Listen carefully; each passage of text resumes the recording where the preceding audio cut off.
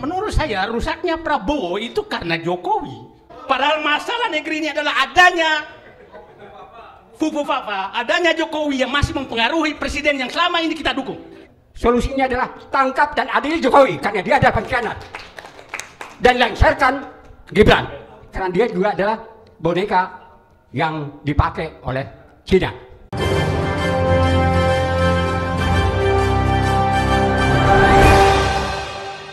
Assalamualaikum warahmatullahi wabarakatuh. Kawan-kawan semua, ibu-ibu dan bapak sekalian, saya tidak ingin berteori karena panjang sekali nanti. Saya ingin menyampaikan 4 hal saja dan itu bisa dilakukan oleh pemerintahan Presiden Prabowo mulai besok pagi.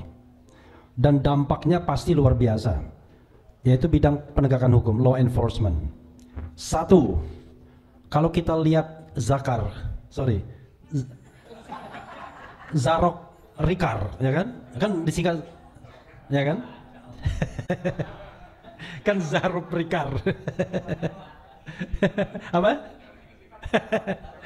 Itu coba bayangkan ya, ditemukan uang 920,9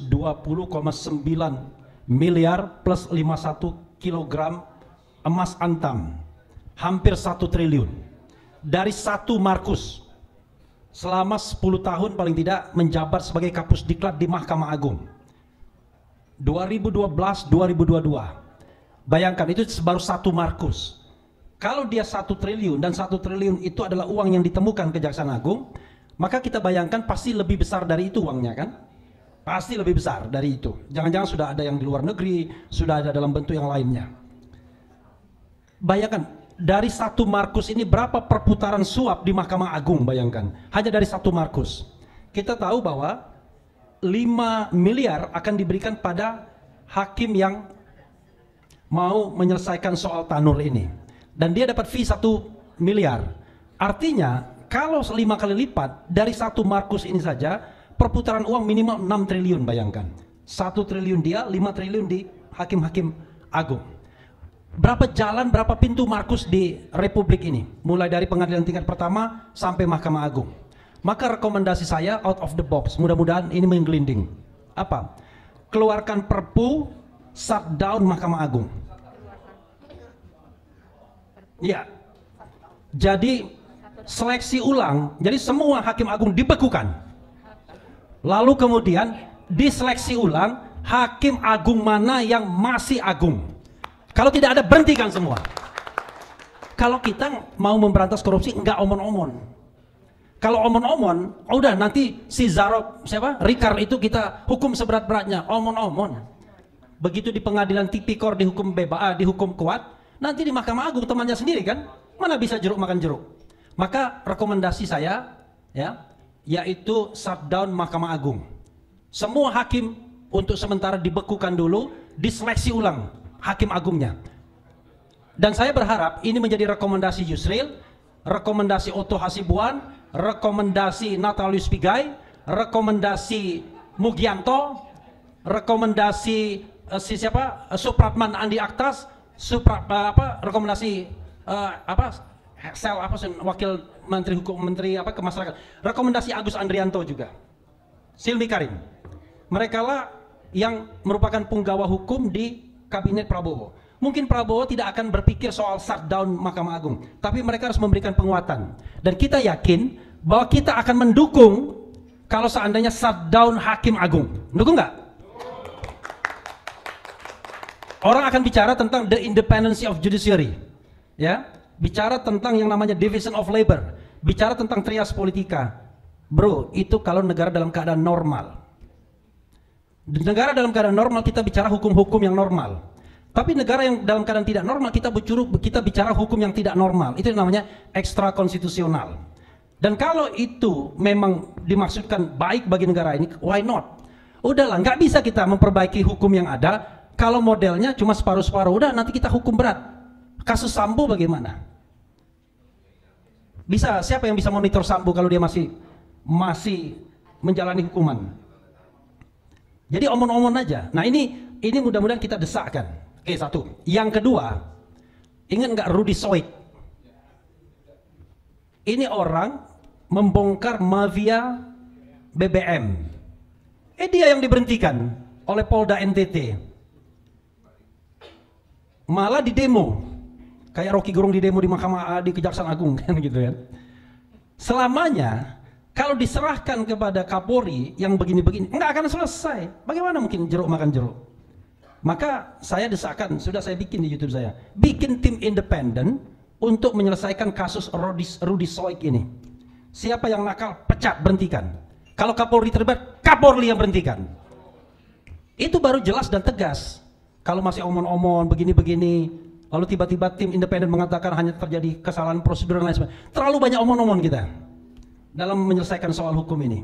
Padahal kita tahu di penegak hukum polisi bermasalah, di Kejaksaan Agung bermasalah, di Kementerian Hukum plus HAM bermasalah, di Mahkamah Agung dan Mahkamah Konstitusi bermasalah. Anda yakin nggak orang-orang dari Mahkamah Agung yang sekarang ke Mahkamah Konstitusi itu bersih? Itu bermasalah. Malah ada isu yang mengatakan hakim di Mahkamah Konstitusi itu melobi hakim Mahkamah Agung untuk memutuskan sesuatu. Kan kacau negara ini. Dua hal. Nah, yang ketiga sebagai instrumen tambahannya adalah Jokowi harus menarik kembali usulan pimpinan KPK. Jokowi lagi. Prabowo. Gara-gara Fufu Fava ini. Ya kan? Ada lagunya sih, rasa cemas, hidup berat, dunia gelap, Fufu Fava, makzulin aja. Nah, jadi Prabowo harus tarik yang namanya usulan calon pimpinan KPK yang dibuat berdasarkan timsel atau pansel Mulyono. Itu nggak sopan sebenarnya. Coba bayangkan, ini kan strategis. Bagian dari upaya untuk melakukan pemberantasan korupsi, tapi disabotase oleh Jokowi pada akhir masa pemerintahannya, dan kemudian sudah terpilih calon pimpinan KPK. Padahal kita tahu tidak akan kuat. Karena itu kita desakkan agar ditarik kembali, bikin sebuah seleksi pimpinan KPK yang transparan, partisipatif, bisa dipertanggungjawabkan hasilnya. Cari orang-orang terbaik yang memang jagoan memberantas korupsi. Kan begitu. Nah, kita desakkan juga itu kepada Yusril Iza Mahendra, Otto Hasibuan dan lain sebagainya. Yang kita nggak yakin juga apakah dia clear. Ya kan? Kalau Refli Harun nggak pernah yang namanya nyuap hakim. Iya, saya bersumpah kepada Allah Subhanahu Wa Taala sebagai seorang advokat nggak pernah. Kan saya nggak pernah beracara di pengadilan negeri, soalnya acara di Mahkamah Konstitusi saja. Nggak tahu kalau Aziz Yanuar pernah nyuap hakim nggak? Nah, kita frankly speaking aja. Mereka yang menyuap hakim itu berhentikan. Seumur hidup tidak punya standing untuk beracara. Tapi untuk yang lain boleh, silakan. Hakim yang terlibat berhentikan. Oke. Dan tambahannya adalah kembalikan orang-orang berintegritas seperti Novel Baswedan dan kawan-kawan ke KPK kembali. Lalu yang terakhir adalah keluarkan Perpu juga untuk menghapuskan Undang-Undang 19 tahun 2019 tentang perubahan kedua Undang-Undang KPK yang menyebabkan KPK seperti hari ini. Tidak independen, menjadi bagian dari eksekutif dan lain sebagainya. Nah, empat langkah yang saya katakan ini, 5 ya, sebenarnya hitungannya kan jadi 5 ya. 5 langkah yang saya katakan ini bisa dilakukan pemerintahan Prabowo mulai besok pagi. Jadi tidak 5 tahun ke depan, enggak, besok pagi bisa dia lakukan. Mengeluarkan Perpu bisa besok pagi, membuat tim independen bisa besok pagi, dan lain-lain yang 5 itu semuanya bisa besok pagi. Dari sini kita akan terbangun optimisme kita bahwa Prabowo presiden yang serius. Karena saya tidak mau lagi bicara kondisi sebelum 20 Oktober 2024. Ya kan, nanti membuat kita melankolis kan begitu. Tapi kita bicara setelah 20 Oktober 2024. Saya tidak bicara lagi siapa orangnya, tapi apa yang dia kerjakan untuk satu bidang ini. Bidang lain nanti kita akan pelototi sama-sama sampai kemudian kita membuat evaluasi 100 hari, mana menteri yang layak, mana menteri yang tidak layak untuk diteruskan. Yang tidak layak itu karena dia korup dan memang biang korupsi. Yang kedua adalah karena dia tidak profesional, tidak bisa bekerja dan baik. Wassalamualaikum warahmatullahi wabarakatuh. Merdeka! Oke, saya hanya menyampaikan bahwa monitor online acara kita kurang menarik. Ya. Dari saya ikuti, kan biasa di online langsung ini kan kita ikuti, Pak. Jadi kelihatannya rakyat sudah apakah meninggalkan kita atau menganggap kita sudah tidak ada gunanya. Itu yang perlu kita pikirkan. Karena tidak menarik lagi. Biasanya kalau kayak gini sampai 5.000 yang nonton, sampai ini jauh sekali. Padahal yang bicara tokoh-tokoh semua dan tokoh-tokoh level tinggi. FTA. Nah, perlu kita evaluasi apa yang terjadi di dalam ruangan ini dan apa yang terjadi di luar. Itu menurut saya evaluasi kita bersama. Kalau ini berlanjut cara begini, maka mungkin juga tadi saya sudah mulai, kok seakan-akan tuntutan kepada Jokowi sudah hilang. Gak ada lagi bersuara itu. Padahal menurut saya rusaknya Prabowo itu karena Jokowi. Tapi kenapa sudah nggak ada yang berani menyalahkan Jokowi? Dari pembicara tadi? Enggak lah. Kecuali nanti mungkin nih. Kan begini, kita biasanya kalau pembicara, yang paling kita takuti itu yang pertama keluar. Oke? Saya bilang, 3 kelompok oposisi di Indonesia, itu 1, Habib Rizik, 2, kami, tambah kali FTA, terus tambah, siapa lagi?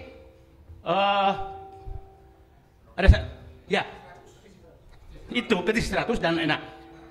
Itu semua pendukung Prabowo. Ya. Dan semua anti Jokowi. Mereka beroposisi seakan-akan beroposisi dan tidak ada di antara 3 kelompok ini beroposisi ke Prabowo. Tidak ada. Dia hanya beroposisi pada saat Prabowo menyatu dengan Jokowi. Ya kan, Pak? Nah, kenapa kita sekarang berupaya menyatukan Prabowo dengan Fufu-Fafa? Kenapa kita sekarang berupaya menghilangkan kesalahan Jokowi demi Prabowo? Saya punya hipotesa, negara tidak akan pernah selamat selama Prabowo tidak lepas dari Jokowi. Itu hipotesa pribadi saya, Pak. Kalau Bapak sudah tidak mau bergerak itu, maka jangan harap Prabowo bisa menyelesaikan negeri ini. Itu, mohon maaf kalau suara saya tinggi karena saya melihat kok menghilang itu. Nah, jadi agenda kita, mungkin cuma saya dulu kali ya, adalah bagaimana menyingkirkan virus-virus Jokowi di diri Prabowo. Itu agenda kita. Ya. Selama Bapak mau maklumi itu, lupakan semua perjuangan ini. Negeri ini akan rusak. Itu, Pak. Jadi menurut saya, fokuskan dulu lah.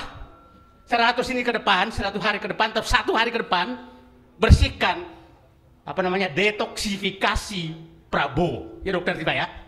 Detoksifikasi Prabowo dari Jokowi. Itu menurut saya agenda yang paling, mohon maaf, mungkin saya kelihatan emosi karena dari pagi saya tunggu itu. Nggak keluar. Nggak ada yang keluar, saya tunggu. Kita dibawa muter-muter nggak jelas. Kan?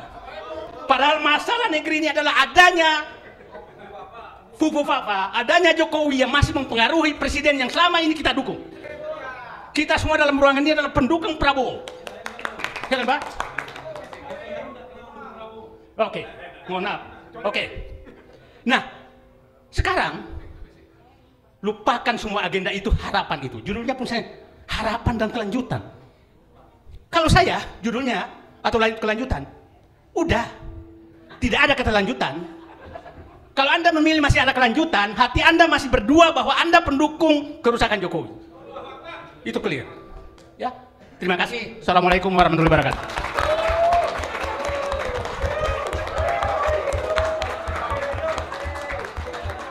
Oke, ini benar-benar tipikal manusia merdeka. Ya. Saya akan mempersilahkannya dari mereka yang urutannya dari pagi yang paling datang juga ya. Tadi setelah itu Pak Safril silakan ya. Loh, di situ ada 2. Oke, nanti balik ke situ kalau gitu ya. Ini jadi 10 orang ini ngomongin nanti habis ini. Kalau kita batasi jangan panjang-panjang ya kalau kayak gitu ya. Bismillahirrahmanirrahim. Assalamualaikum warahmatullahi wabarakatuh. Ya. Malah di belakangin, maaf ya. Ya, di sini aja lah, nanti belakangin langsung. Bicara tentang harus kita bicara tentang saya mendapatkan Bapak Indonesia kebebasan merdeka Pak Said itu. Saya punya cerita sebenarnya, walaupun ada 15 poin yang disampaikan oleh Pak GN tadi, ceritanya adalah fakta. Jadi ketika Jokowi dan Puan 4 bulan berkuasa pulang dari Beijing, dia langsung ke Bandung karena ada wisuda IPDN 2014. Ya. Dan waktu itu masih Teten jadi KSB. Dan waktu itu Teten berusaha mengumpulkan 12 tokoh Jawa Barat untuk ketemu dengan Jokowi di samping wisuda itu. Ketika itu Jokowi sedang berbunga-bunga karena ketemu Xi Jinping dan juga menceritakan begitu bagusnya Cina. Sehingga dia meyakinkan kepada tokoh Jawa Barat, ke-12 orang itu, bahwa dia sudah melakukan perjanjian. Dan dia juga minta pengertian akan membawa program-program dari Cina termasuk tenaga kerjanya. Sahabat saya, Profesor Dr. Asep Warlan SH almarhum, sampai marah mendengar itu. Dia jelaskan, tidak mungkin itu dilakukan karena ada undang-undang tenaga kerja. Jokowi cuma senyum, lalu Acil Bimbo sampai menggebrak. Itu sama dengan penjajahan. Dan Jokowi senyum, Puan pucat pasi. Itu kisah menjelaskan betapa Jokowi itu adalah boneka dari Cina dan Xi Jinping.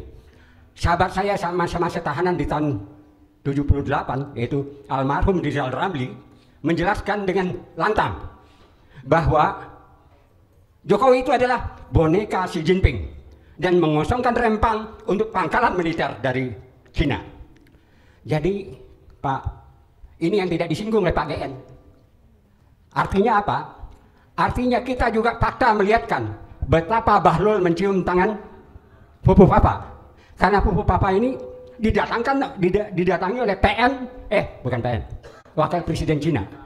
Jadi kesimpulannya, Indonesia itu bukan akan dijajah, tapi sudah terjajah. Apakah kita akan diam? Solusinya adalah tangkap dan adili Jokowi karena dia adalah pengkhianat.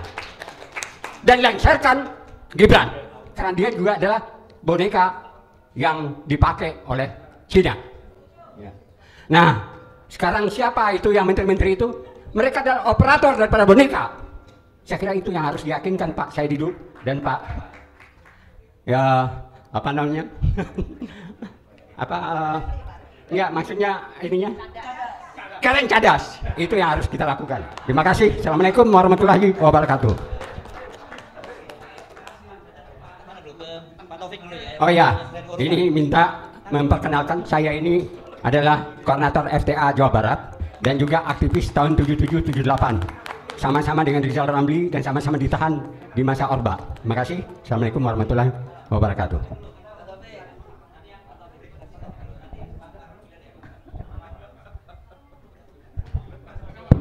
Ya.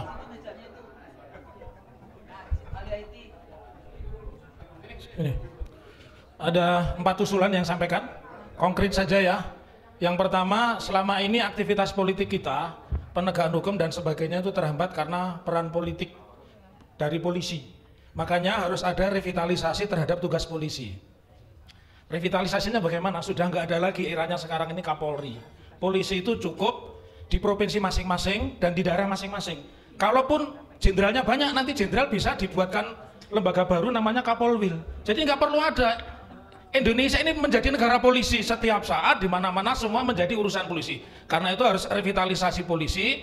Pertama, tidak ada lagi Kapolri, kepolisian itu cukup ada di tingkat provinsi, jadi nggak ada jabatan polisi jenderal itu tidak dikenal, hanya di Indonesia ada jenderal polisi. Itu yang pertama. Kemudian yang kedua, kait polisi ini kan sudah terlalu banyak. Ada beberapa pekerjaan yang bertuburukan dengan pekerjaan jaksa. Apa? Penyidikan. Saya sering bicara di podcastnya Bang Refli. Harus ada lembaga baru namanya lembaga penyidikan. Jadi penyidik polisi itu dikeluarkan dari polisi, penyidik angkatan laut dikeluarkan dari angkatan laut, penyidik militer dikeluarkan dari militer, bentuk lembaga baru namanya lembaga penyidikan. Jadi nanti tidak ada perkara P19, P20, P21, termasuk yang terakhir perkara yang menimpa ketua KPK ya. Yang perkaranya jadi nggak jelas karena muaranya penyidikan itu masih dikuasai oleh kepolisian. Jadi besok itu ada lembaga baru namanya Departemen Penyidikan. Nah, penyidikan ini supaya punya kekuatan, PPATK itu diintegrasikan sebagai penyidik. Sampai hari ini PPATK itu seperti pengantar pizza. Minta data, tetapi dia tidak punya kewenangan penyidikan, menangkap, menahan dia tidak punya. Lalu menanggapi pembicara tadi, kaitannya dengan target terhadap Jokowi, kita perlu melakukan pendidikan politik lewat jalur hukum. Apa? ada peraturan Mahkamah Agung nomor 1 tahun 2004 yang sudah direvisi, nomor 1 tahun 2011 apa itu. Anda bisa menggugat peraturan-peraturan di bawah undang-undang itu tidak harus ke Mahkamah Agung. Ya, kami di Solo sudah mempelopori peraturan pemerintah 23 2024 tentang penjualan pasir, saya gugat lewat pengadilan Surakarta. Awalnya ditolak. Karena memang SDM mereka tidak mampu, tidak mengerti bahwa sebenarnya ada perkara-perkara itu yang bisa diajukan. Kalau ini kita manage secara bagus, ya pendaftaran pun kita kerahkan massa, kemudian semua yang punya channel besar ini mengcover, tentu ini akan menjadi sebuah bola salju. Yang keempat, terakhir, yang sering membatasi aktivitas, bahkan memenjarakan seperti Mas Ray Suryo, ya, Undang-Undang ITE itu sepanjang penghinaan harus dikembalikan kepada KUHP. Jadi nggak ada ceritanya kita sudah membatalkan penghinaan pasal kepada presiden, tetapi masih ada penghinaan yang diatur di dalam Undang-Undang ITE. ITE itu hanya mengurusi orang scammer, orang mencuri data, orang memalsu gelar insinyur jadi dokter Andres misalnya begitu. Itu yang diurusi, bukan mengurusi orang mengkritik. Oh sorry, lupa ini sahabat saya di Mulyadi juga ya. Ya, saya ingat keduanya karena saya menjadi ahli di dua perkara tersebut. Jadi, kalau ingin perubahan, yang terakhir tadi ya, jadi Undang-Undang ITE itu tidak ada lagi pasal penghinaan. Kenapa? Saya beritahu sejarahnya dulu. Ya, dulu kita dijajah oleh Belanda, maka ada Ratu Wilhelmina, ada pasal ya 134 tentang penghinaan terhadap kepala negara. Tapi Anda lihat, di negara Belanda tidak ada pasal penghinaan terhadap kepala pemerintahan. Karena kepala negara mereka ratu, benar, pasal penghinaan terhadap ratu itu ada. Di Indonesia ini presiden kepala negara dan sekaligus kepala pemerintahan. Kalau masih ada pasal penghinaan terhadap kepala negara, jelas itu tidak paham, itu ahistoris ya. Jadi yang mendesak besok pasal terhadap penghinaan jangankan kepada presiden, terhadap bupati, terhadap wali kota tidak perlu ada, apalagi terhadap kapolsek begitu kira-kira. Terima kasih, mudah-mudahan yang sedikit mencerahkan. Dr. Taufik, ini sarjana hukum ya? Iya, sarjana hukum. Doktornya bener kan ya? Iya. Pak, geser dulu mic-nya ke Pak Brigjen Purnomo. Ayo Pak. Di mana? Di situ, berdiri maju ke depan. Ya. Ini datang paling awal juga, tentara memang begitu kalau datang. Tadi Pak Farur, Pak Pur, ini semuanya datang paling pagi. Terima kasih. Assalamualaikum warahmatullahi wabarakatuh. Terima kasih Pak Aher. Saya mencoba membaca ini Kabinet Merah Putih harapan atau kelanjutan. Harapan. Kepinginnya lebih baik kan begitu. Tapi kalau saya lihat gelas gitu Pak Aher ya, gelas ini isinya bau gitu ya. Dituang separuh, baunya kan masih ada. Tuang lagi air putih, bau juga itu isinya. Selesaikan dulu. Banyak bom waktu yang terjadi selama 10 tahun pemerintahan Jokowi. Selesaikan. Banyak hutang Jokowi yang belum tuntas.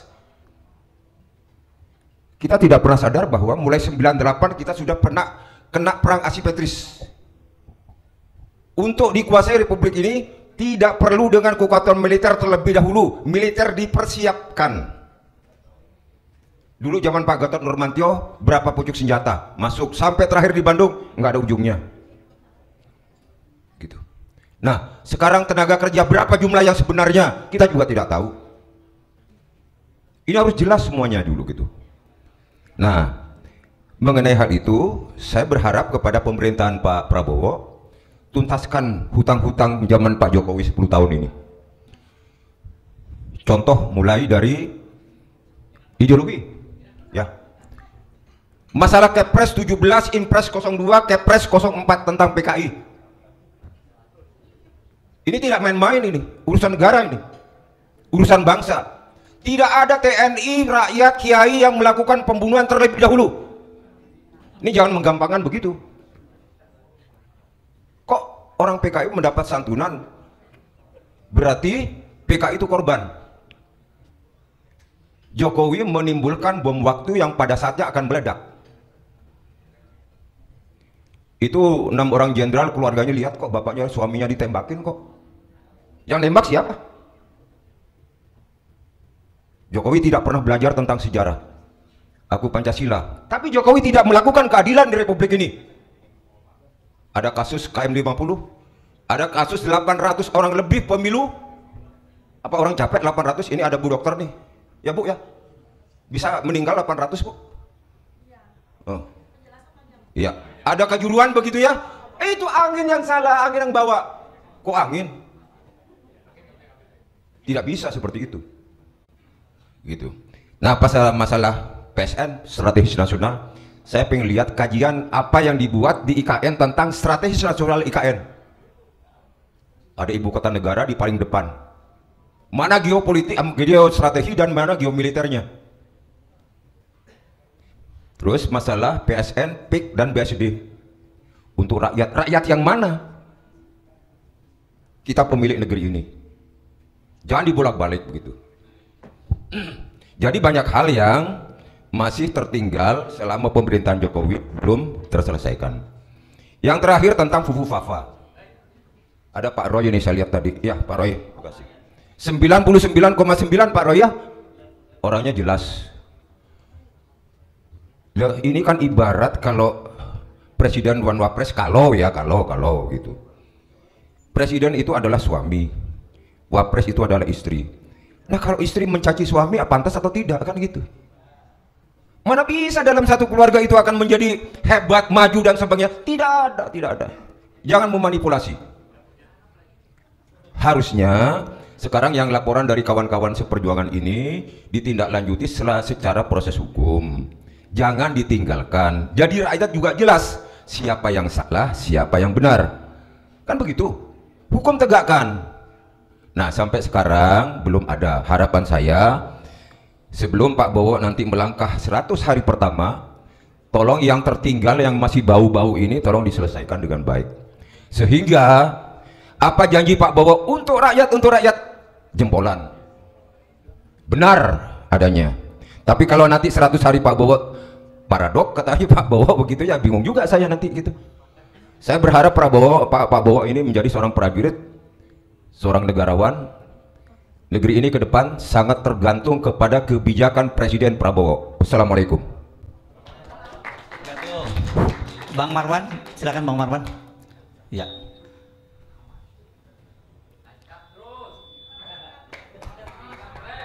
Ini yang terakhir nanti Mas Roy. Ya, makasih Mas Hersu. Assalamualaikum warahmatullahi wabarakatuh. Ada beberapa hal, jadi saya perlu klarifikasi ke Pak Said Didu. Ya, jadi kita masih terus bersuara untuk mengajak masyarakat, termasuk Pak Prabowo terlibat, mendukung agar Jokowi itu ditangkap dan diadili. Ya masih Pak itu. Dan kita, saya ingat dengan Bang Revi juga di Hotel Sabang sehari setelah pengumuman MK, dan juga dengan Mbak Rahmah ya, ada Pak Antoni juga, kita tidak pernah mendukung Prabowo gitu. Ya kita tidak juga melipir. Kita konsisten bahwa Prabowo pun menang Pilpres dengan proses pemilu yang sangat curang. Ya, jadi karena itu harus jelas. Kita tidak bicara tentang bahwa kita sekarang dukung Prabowo, tidak. Tapi karena dia sudah ada di presiden kita, apa yang optimal yang bisa dia lakukan, itulah yang kita usulkan. Kalau memang tidak bisa, kami dari Petisi 100 mengajak, karena ini dijamin juga oleh konstitusi, mengajak seluruh rakyat untuk dua-duanya itu diturunkan. Ya, dengan apa? Dengan revolusi. Ini harus supaya dipahami, itulah posisi kita. Yang kedua, sebetulnya ada sekitar 48 peraturan PP, Kepres dan sebagainya yang dikeluarkan oleh Jokowi menjelang lengser. Ini ditambah tadi yang disebut oleh Bang Refli ada 5. Ini saya kira sesuatu yang perlu segera dibatalkan ya. PP apalagi Kepres. Oleh siapa? Oleh Prabowo, karena ini banyak hal-hal yang strategis yang antara lain untuk melanggengkan yang namanya rezim oligarki nepotis warisan dari Joko Widodo Mulyono. Karena itu, dan ini sebetulnya dilarang oleh undang-undang, ini tidak demokratis. Ini sudah menggunakan kekuasaan otoriter oleh Jokowi, maka 40-an peraturan dan Kepres itu harus segera dibatalkan oleh Prabowo. Kalau memang benar ini dia adalah presiden pilihan rakyat dan sesuai dengan Sabta Marga yang kata itu ada 7 sumpah sebagai tentara, tunjukkanlah itu. Nah, yang terakhir, saya kira kita perlu untuk melanjutkan bagaimana menteri-menteri ya yang sudah sangat banyak bukti-bukti korupsinya, itu segera ditangkap dan diadili, dan Prabowo itu berani memecat. Jadi kita tidak perlu menunggu 100 hari. Kita bilang menunggu 100 hari kabinet, tidak.